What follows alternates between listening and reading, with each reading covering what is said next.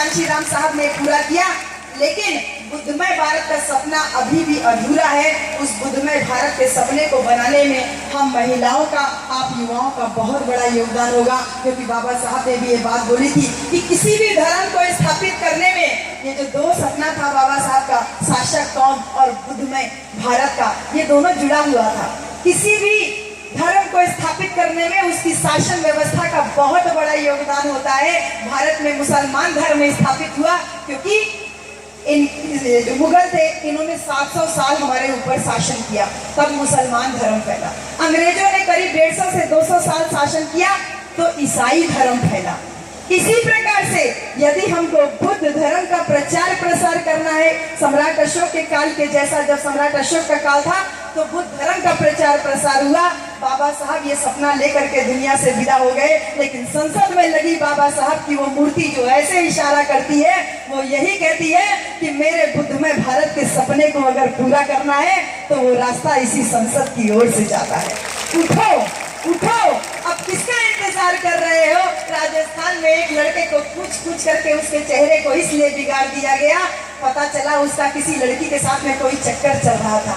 जब वो लोग जो उन्होंने उसको मारा था वो पकड़ में आए तो उनसे पूछा कि भैया चलो चक्कर चल रहा था, ठीक था, जान से मार दिए वो भी ठीक था, लेकिन इतनी बेरहमी से जो पूरा चेहरा कूचे हो, इसके पीछे क्या कारण है? तो वो निर्दयी भाई लोग जो लड़की के थे वो बोले कि ये चेहरा इसलिए कूच दिए हैं, मुंह इसलिए कोच दिए हैं कि जब मुंह ही नहीं रहेगा तो आई लव यू कैसे बोलोगे।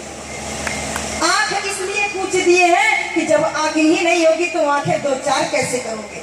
कान इसलिए कूच दिए हैं कि लड़की जब आई लव यू बोलेगी तो कान नहीं रहेगा तो सुनोगे कैसे। और कितना इंतजार कर रहे हो आप, कितना इंतजार कर रहे हो? बिहार में एक हमारा आदमी मजदूरी मांगने के लिए केवल पहुंच गया, दिन भर खेत में उसने कटिया कराई, उसके बाद शाम को केवल मजदूरी मांगने पहुंच गया और उसको उठा के आपने जिंदा थ्रेसर में डाल दिया। इतना हिस्सा उसका थ्रेसर में पूरा एकदम गल गया। पंजाब में जो हुआ, हरियाणा में जो हुआ, वो किसी से छिपा नहीं है। केवल मजदूरी मांगने की ये इतनी बड़ी सजा थी कि जिंदा 3 लोगों का हाथ और पैर काट दिया गया, जिसमें 2 लोग मर गए। एक आदमी आज भी जिंदगी और मौत से बदतर जिंदगी जी रहा है, अस्पताल में पड़ा हुआ। कितना और अत्याचार तक आप लोग सहन करने की शक्ति है, मुझे तो समझ में नहीं आ रहा है। इसीलिए बाबा साहब ने इसका भी एक जवाब दिया था। बाबा साहब लिख करके गए हैं, बता करके गए हैं, आप उठिए, कम से कम चमचा युग भी पढ़ लीजिए। ये जवाब दे करके गए हैं बाबा साहब कि जब इसको उदाहरण दिया था जापान और फ्रांस की क्रांति क्या, कि जब फ्रांस और जापान में क्रांति हुई थी तो वहां पे 4 वर्ग था, दमियो, समुराई, हैनिन और एटा।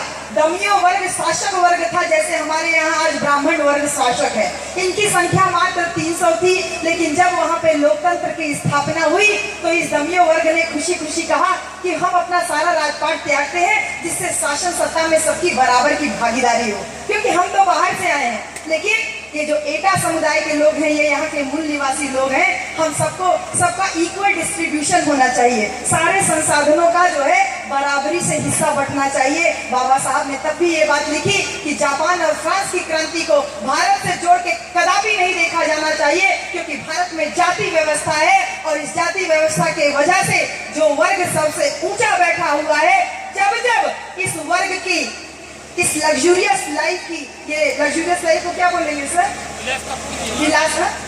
विलासतापूर्ण जीवन, ये जो विलासतापूर्ण जीवन, मजे, ये जो मजे, आप शॉर्टकट में मजा वर्ड जानो, इसके मजे में जब भी कमी आती है, इसके एसी में, इसके बंगले में, इसके गाड़ी के ऊपर या इसके शासन सत्ता के ऊपर, इसके प्रभुत्व के ऊपर कभी भी आंच आती है तो ये एक नारा बुलंद करता है, राष्ट्रीयता खतरे में है।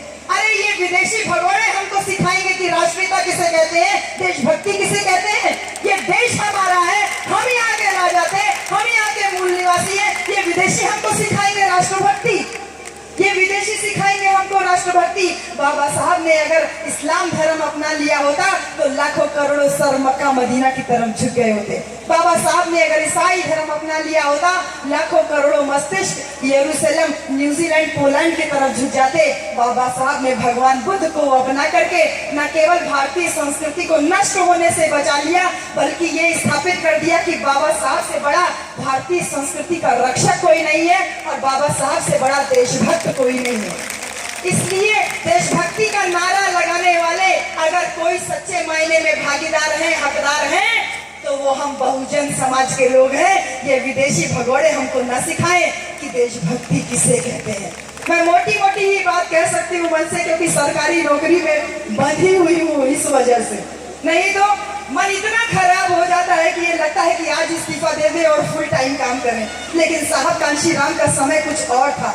साहब कांशीराम साहब का समय कुछ और था, आज का समय कुछ और है। आज मेरी जेब में पैसा नहीं होता तो मैं यहाँ गाजियाबाद के कार्यक्रम में नहीं पहुँच सकती। इतना प्रैक्टिकल हो करके हमको सोचना पड़ता है। लेकिन इसके बावजूद हर शनिवार इतवार को और हर ये जितनी होली की छुट्टी हमारी पड़ी, खिचड़ी की छुट्टी पड़ी, ये सारी छुट्टियों को हम वही सर ने जो बोला था पे बैक टू सोसाइटी के कॉन्सेप्ट पे लेते हुए हम गांव की तरफ निकले हैं। क्योंकि पढ़े लिखे लोगों को समझाना हमारा उद्देश्य नहीं है। पढ़े लिखे लोग सब बाबा साहब हो गए हैं, लेकिन वो जनता जहां से क्रांति की शुरुआत होती है, हमारी ग्रामीण जनता, उस जनता के पास में पिछले 2 साल से, हम पिछले साल मऊ में थे, उसके पिछले साल भी मऊ में ही थे, और पिछले साल में मऊ में करीब 150 गांव में कैडर कैंप किया, और उसके बाद उन सारे गांव का मिला करके हमने एक विशाल जनसभा की, एक विशाल कैडर कैंप किया था।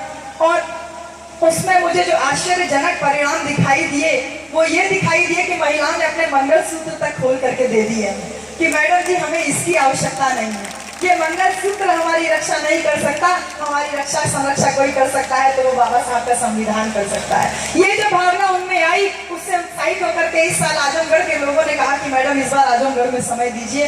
तो इस जनवरी से लेकर के अप्रैल का प्रथम सप्ताह चल रहा है, द्वितीय सप्ताह चल रहा है। अब तक हम लोग करीब 70 गांव में आजमगढ़ में कैडर कैंप कर लिए हैं, और आने वाली गर्मी की पूरी 2 महीने की छुट्टी हम वही गांव में ही रहेंगे। और उनमें हमारा फोकस वही है, महिलाओं को इस पाखंडवाद, इस ब्राह्मणवाद रूपी पहाड़ से मुक्ति दिलाना और युवाओं को यही पूना पैक्ट और ये आरक्षण की जड़ के बारे में अवगत कराना, जिससे कि हम एक नई क्रांति की शुरुआत